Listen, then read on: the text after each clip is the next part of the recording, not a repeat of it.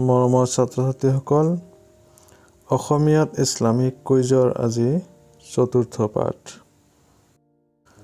মাকৰ মৃত্যুৰ পিছত নবী সাল্লাল্লাহু আলাইহি ওয়াসাল্লামক কোনে লালন পালন কৰে? ককা আব্দুল মুত্তালিব। নবী সাল্লাল্লাহু আলাইহি ওয়াসাল্লামৰ দ্বিতীয় মা বুলি কাক জনা যায়? উম্মু আইমানক। ককাৰ মৃত্যুৰ পিছত কোনে নবী সাল্লাল্লাহু আলাইহি ওয়াসাল্লামক লালন পালন কৰে? খুৰা আবু তালিব। নবী সাল্লাল্লাহু আলাইহি ওয়াসাল্লামৰ লগত আবু তালিব খোৱাৰ সময়ত পোৱা এটা অলৌকিক ঘটনা কোৱা। আহাৰ কম হ'লেও সকলোৰে পেট ভৰিছিল। খুৰা আবু তালিবে যেতিয়া নবী সাল্লাল্লাহু আলাইহি ওয়াসাল্লামক লৈ শাম দেশলৈ গৈছিল তেতিয়া নবী সাল্লাল্লাহু আলাইহি ওয়াসাল্লামৰ বয়স কিমান আছিল? 12 বছৰ। এই যাত্ৰাত নবী সাল্লাল্লাহু আলাইহি ওয়াসাল্লামৰ ওপৰত মেঘৰ ছাঁ আৰু নবুৱতৰ চিহ্ন কোন পুৰোহিতে দেখিছিল? বহিৰা নামৰ পুৰোহিত এজনে। মুহৰ্ৰম মাহত হোৱা যুদ্ধটোৰ নাম কি?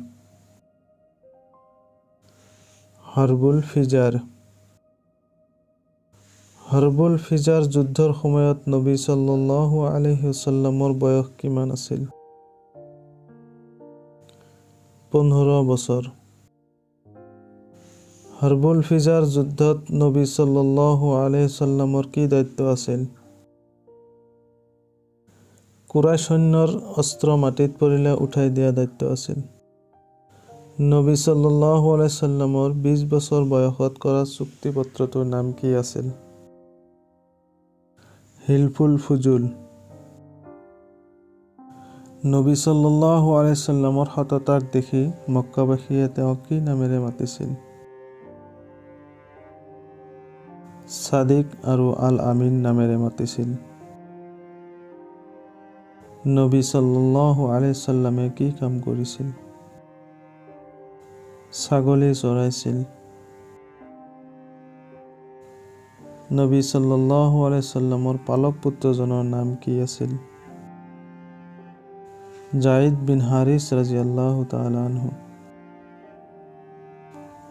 কাবা পুনৰাই বনোৱাৰ সময়ত নবী সাল্লাল্লাহু আলাইহি ওয়াসাল্লামৰ বয়স কিমান আছিল? 35 বছৰ। খাদিজা ৰাদিয়াল্লাহু তাআলা আনহা নবী সাল্লাল্লাহু আলাইহি ওয়াসাল্লামক বিয়াৰ বাবে প্ৰস্তাৱ লৈ যোৱাৰ আদেশ কাক দিছিল? নিজৰ বান্দি নাফিজা বিনতে মুনবিহক আদেশ কৰিছিল। নবী সাল্লাল্লাহু আলাইহি ওয়াসাল্লামে কিমান বছৰ বয়সত বিবাহপাশত আবদ্ধ হৈছিল? 25 বছৰ বয়সত। ভিডিঅ'টো ভাল লাগিলে এটা লাইক কৰিব আৰু আমাৰ এই চেনেলটো ছাবস্ক্ৰাইব কৰিব।